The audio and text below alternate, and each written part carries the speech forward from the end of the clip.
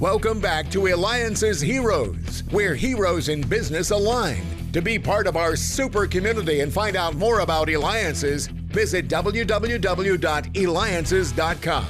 Now, back to our super host, David Kogan, founder of Eliances. I just can't believe how much we learn from all of these builders. So many things going on within the community. And by the way, thank you for the feedback that we continue to get from Tom Zaki, the founder of TerraCycle. So make sure you go to Eliances.com to hear that interview, Eliances.com. It is the only place, that's right, the only place where entrepreneurs align. All right. What sport in the world has 4 billion fans? I mean, we're talking the most popular sport in the world. Well, if you guess soccer, or as many as you may know it also too as football, then you're right, because our next hero is bringing what's known as association football to Phoenix. That's right, with his team, the Phoenix Rising FC. With that, welcome Brett Johnson. He is the co-chairman of Phoenix Rising, and we'll have it on our website too, so you can go directly to his website at our website, Eliances.com. Okay, Brett, why bring the team here in Phoenix? I mean, what was the whole motivation of that? Yeah, thanks, David. First of all, it's an honor to be on your show. And speaking of Tom Zaki, I don't know if you know it, but one of the original investors, my fund was one of the original investors in TerraCycle. And I've been on the board with Tom for over a decade. So thrilled to hear Tom getting appropriate press from your show. But with that, to answer your question specifically, about 5 years ago, I had an epiphany that Phoenix, Arizona was the largest market with the best demographics, the best location, without the benefit of a Major League Soccer team. And long story short, I then bought an interest in the then minor league team there called Arizona United. And then fast forwarding a couple years ago, I worked with some new local partners, and we recapped the team, branded it Phoenix Rising, built a small, well-located stadium, and we've been selling out ever since. So it's really been a nice ride. Yeah, I see the stadium all the time driving on the highway. I mean, it looks absolutely clean, phenomenal. I mean, very impressive. Everyone sees it going down the highway. I mean, it's just great, a location for it and stuff. But how was the whole thing in regards to soccer itself? I mean, did you play soccer in high school? I played growing up. But, at some point in my career, I started recognizing that my talent athletically lay elsewhere. I spent 5 years in London working for a computer accessory company and really had a front row seat to a lot of English Premier League matches. And then traveling around the world, I just came to understand and respect the religion by which the majority of the world treats the sport, and I started to recognize that over time the United States would catch up, and the women certainly have been doing a phenomenal job in terms of piquing interest, and with the World Cup coming back for the men, the timing's right for soccer to finally kind of achieve its rightful place in the pantheon of professional sports in America.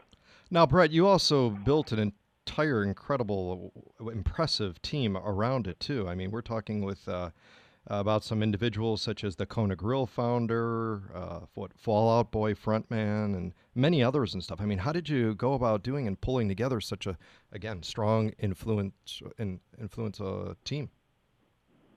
Yeah. So recently I started a fund to focus on sports and taking advantage of opportunity zones.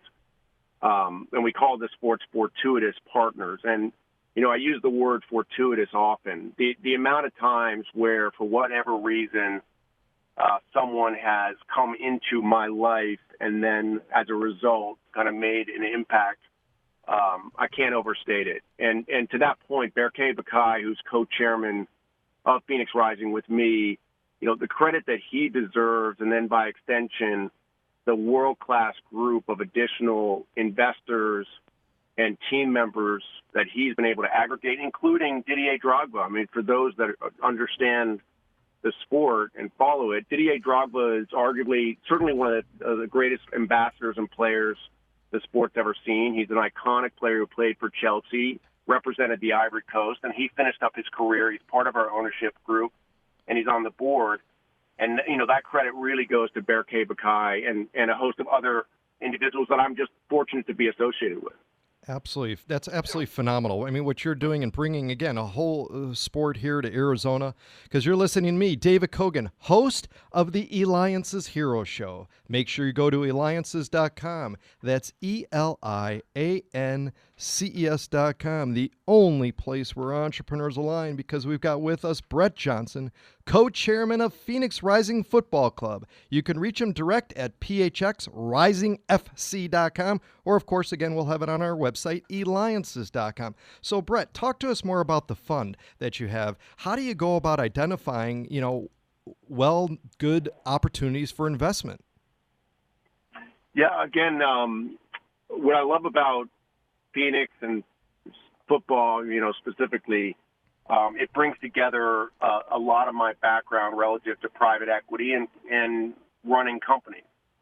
It's a mix of everything. It's a part startup, part real estate. You touch upon, public-private initiatives. We work closely with our partners, which are Salt River Pima Maricopa Indian Community tribal members. We also work closely with the city of Phoenix and other stakeholders, but it's just an absolute pleasure to kind of be able to pursue a passion, but then ultimately leverage a lot of other entrepreneurial activities around it. But I kind of describe professional sports as not for the faint of heart. I mean, the team eats 24 hours a day. It really consumes an incredible amount of time, and so I do think it's imperative to really get the right people both on and off the field. And again, I'm blessed with an exceptional executive team, board. They deserve a disproportionate amount of credit for where the team is today, including the stadium that you referenced. We built that from shovel in the ground to opening night. That was 51 days. I mean, it's unheard of how quickly that came together. And again, I love to be the beneficiary of stuff like that, but really the credit goes to a host of other people, including our general manager, Bobby Dooley. Unbelievable. And you mentioned, too, at the beginning of the interview about you being a board member for TerraCycle, which is absolutely phenomenal. Talk to us maybe a little bit about why did you join to be a board member of that, and what excited you about their business? Tom Zaki, and you've obviously got experience with this because he's been on your show.